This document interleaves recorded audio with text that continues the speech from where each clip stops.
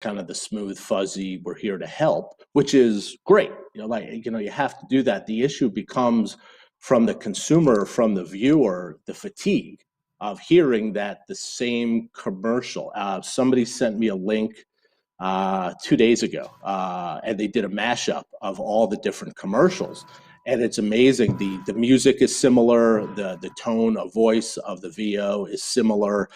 Everything is similar. So again, all these companies are trying to do the right thing. The unintended consequence of everybody doing the right thing is that the message is not breaking through because your commercial sounds exactly like the one that came before it and exactly like the one that's going to come after it. Again, they're all doing the right thing. But again, from a cold calculating view, is it working? Well, if my commercial looks exactly the same as the guy before me and the guy after me, I'd be very interested to see, eventually what kind of the recall studies are going to look like from this time period. And I would not be surprised if again companies decided to move into this feel good space to help, and everybody feels good about their effort. But at the end of the day, again, what will the data show about the success of what they've done, and ultimately was it a good use of spend to be able to do that? Sure. I'm talking today with Eric Fisher, who is the founder of HJ Strategic Marketing Consulting. He is based in Arizona, and we're talking today about this once in a generation phenomenon of media prices having come down to a point where it really introduces some different kinds of decision dynamics in the boardroom, where, as Eric has framed out, you've got, on the one hand, the voice of the CFO who's saying, I've got a number to hit, and look, and if you can help me hit that number with a smaller overall investment in media because media prices have declined, that's what I want. And then you have on the other side of the table the CMO's voice that's saying, hey, this is a great opportunity with lower media prices to maybe spend less on a CPM basis, but a little bit more in terms of media weight, put more media in the market and see if we can't grow our share of voice, build some brand. Obviously, there are some creative decisions that need to be made, which are a little bit out of scope for this conversation. But Eric, let's talk about if a CMO wins the argument, or at least has an opening in the argument, and wants to introduce the notion, the importance of share of voice. Explain for people what that is as a concept and why investing more in share of voice, especially in a moment like now, could be one of those drivers of future growth. Sure. Share of voice, brand equity, right? If a higher share of voice, hopefully you get it. All kind of ladders up to brand equity, right? And the brand equity is good in the good times, but really the importance of brand equity is in the bad times. Nowadays it might be a little different. Again, if you can't, you might love your product, but if you can't find it on the shelves, and toilet paper being obviously the example that everybody's talking about, you could be a big fan of Charmin. But if you go to your local store and there's no Charmin and you need toilet paper, you're going to go to the guy, next to you, whatever's available in that aisle. So I think it's interesting. One of the things we were talking about too last week is the fact that my packaged goods client that I talked about before, who's seeing this sales increase. What we're also seeing is hundreds of thousands of new buyers to the brand. New buyers being people who haven't bought in the last 12 months, as defined by IRI sales. But we're ultimately, we need to figure out, did those people buy because they might have seen something or they might have heard something about the brand that they liked, or did they buy because their brand wasn't available? So we don't know that. But in terms of getting back to brand equity, though, again, in the bad times, and I think I might, as much as it kills me, I might have to give Dave Morgan some attribution for something I believe he said. So I'm going to attribute it to Dave, but I'm not sure if he actually said it. But he was talking about brand equity. No, it wasn't Dave, actually. I'm sorry. It was a gentleman who I used to work with on the media mix modeling side. But the example he used to give was Volkswagen.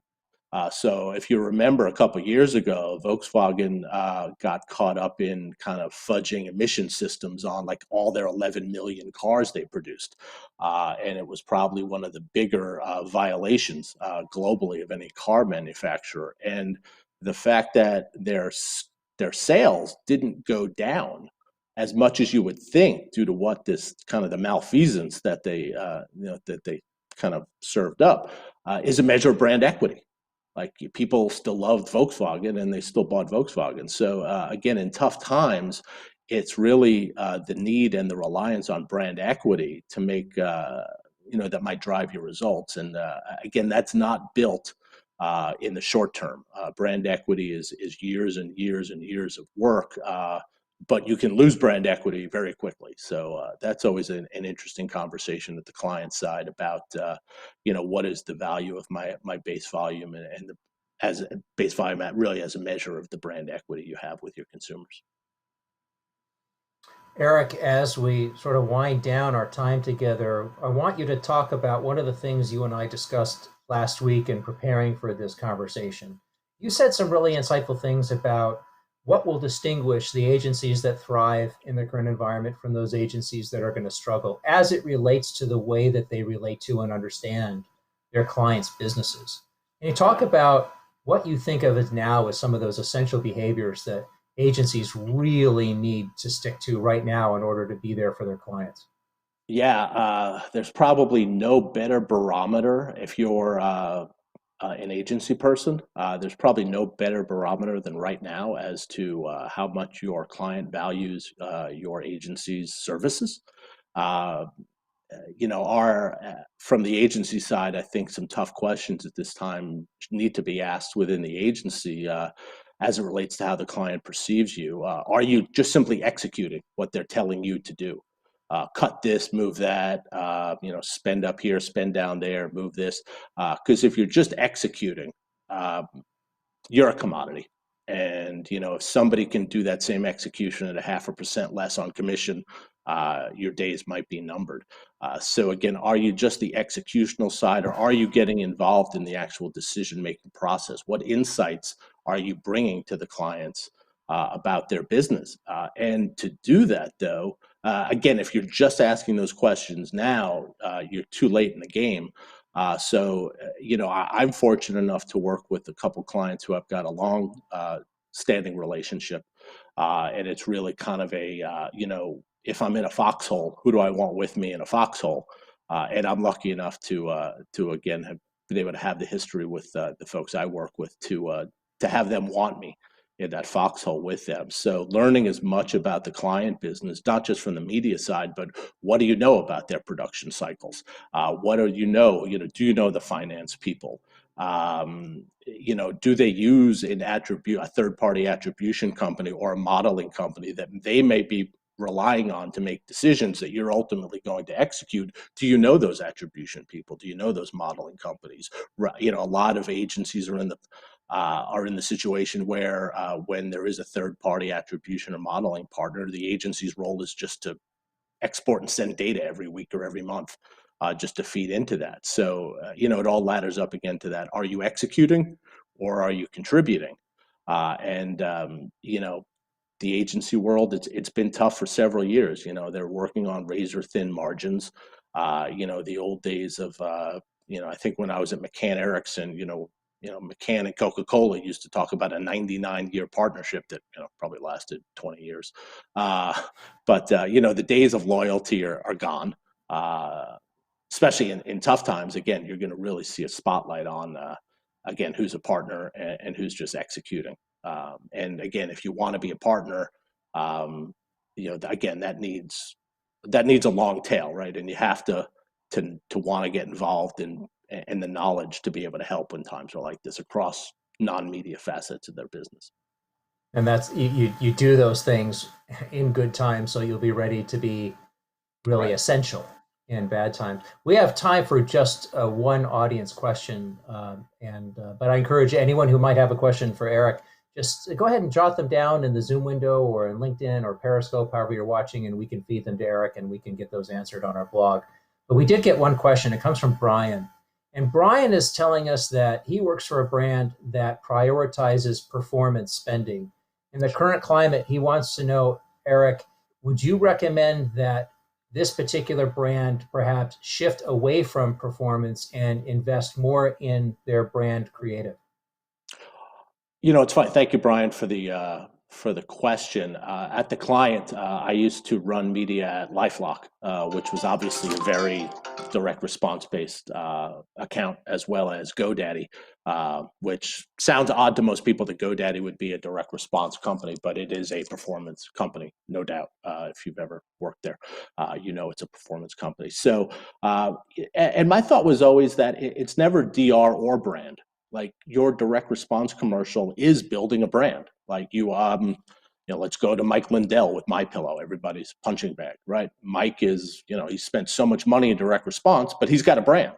There is brand equity in My Pillow. People do have a certain thought when they hear the word My Pillow. So again, I'm not sure which kind of direct response or performance based ideas or companies we're talking about, but a lot of them have always been blending kind of the price lines of the world, the Travelocities. Those are what we might call branded response. Putting in a little bit of brand and a little bit of direct response, but certainly the media is there right now. So if you're a direct response performance based company, maybe here's the time to try some new channels. The danger of direct response is always kind of what I called optimizing myself into a foxhole or a rabbit hole. So at LifeLock, we used to use, again, most of our money to optimize, but we would always hold out 10, 15, 20% to try to find new places that might render good results in the midterm or the long term. We were always trying to, so to speak, to find new wells to drill. Because at some point, the wells that you're drilling currently will go dry. And if all you've been doing is drilling those existing wells, then when they go dry, you're back at square one trying to find where the oil is going to come from next. Thank you, Brian, for that great question. We've got a couple more that are coming in. Eric, do you have a second to hang on for a couple more questions? Absolutely. Sure. So Tim wants to know about staffing cuts. He's mentioning something that unfortunately we're reading a lot about in the news these days, that both brand marketers and agencies have been in the news regarding staffing cuts as a result of the pandemic. Do you worry that these personnel cuts will have a long-term impact on both the marketing product and business success? Well, unfortunately, I think on the agency side, I think that this is just continuing a trend. I think what this is doing and what I've heard and kind of agree with is this is accelerating things that are already in place. So, with automation in terms of the buying process and the planning process, that hasn't helped on the agency side. But I think, our industry is not unlike every other industry out there that's really going to be forced to have to take a hard look at ourselves and say, what do we need and what do we don't need? And how does automation, come into play? Hopefully, in the aggregate, that spurs on additional ways for people to earn living. So, it's not a net negative. Hopefully, at some point, it's a net zero sum kind of point of equilibrium. But I think we're in for some tough times. As spending goes down, at some point, it's just a math equation at the agency. Is again, as rough as it is to say, but if my clients aren't spending as much money, the overhead is the same, whether it's, if my client's spending 200 million or 2 million and I've got the same amount of overhead, then, I probably needed to rethink my business model, my staffing before this. But now I'm kind of being forced to. So, I wish there was a silver, well, bad pun, a silver bullet or something like that. But I don't think there's an easy solution. I think there's industries that are going to get hit just as hard. I would not want to probably be a commercial real estate salesperson in the next 12 months either. But again, unfortunately, I don't see I don't see a lot of great times ahead. They're talking about unemployment at 25% in second quarter. Hopefully, again, we get that V-shaped recovery. But again, you have to hope for the worst and you have to hope for the best and plan for the worst. So again, hopefully, companies have been doing that. My fear is some might not have. It gets back to the scenario planning we talked about. Thanks, Tim, for your question. One last one. This comes from Phil. He says, with 80% of marketing dollars not in quote unquote advertising, what are the opportunities for the local radio and TV stations to tap into that budget looking forward, given the circumstances? Yeah, on the local side, it's interesting because most companies don't have the money to put on commercials and don't have a national business. Or so at the local level, you've got a lot of that mom and pop business that might not come back. So that's going to be an added kind of layer of negativity to the local business. The question would be, what value can they bring at the local level that an advertiser might not be able to get at the national level? As somebody who's kind of bought both, it seems like the word of the rule of thumb used to be if you have to buy more than maybe the top 10 markets, it's just more efficient to go national. So it really depends on what your business model is. I mean, if you've got a national brand and it's more efficient to buy something on a national basis, it's kind of it makes that justification harder to buy an aggregate of local markets if I can get the same or greater reach at a more efficient price in terms of CPM. Thanks, Phil, for that question. We're wrapped up here, and I want to make sure, Eric, we respect the rest of your calendar. But if people want to get in touch with you, Eric, what's the best way to do that? Yeah, shoot me an email at eric.fischer@hjasm.com. And Matt, before we go, I just want a quick shout out to some folks overseas who might be listening in. I'll call them the marketing Mossad from Israel, as you may see some web traffic on this from Israel that might seem a little askew, but it's some very smart marketing folks at a college in Israel. So I appreciate them joining in. That's where my oldest daughter goes to school there. So it's about a little after 10 o'clock at night in Israel. So I think there's some people there, but I just wanted to give them a shout out on this. Well, that's nice of you to do, Eric, and it's always cool to see Simulmedia Live get picked up anywhere it might be watched, including it's always prime time in someone's time zone, and we just broke Exactly. into prime time in Israel. So I'm happy to have that exposure. That's great. Thank you for doing that, and thanks for joining. It's been great to have you. Thank you, everybody. Appreciate it.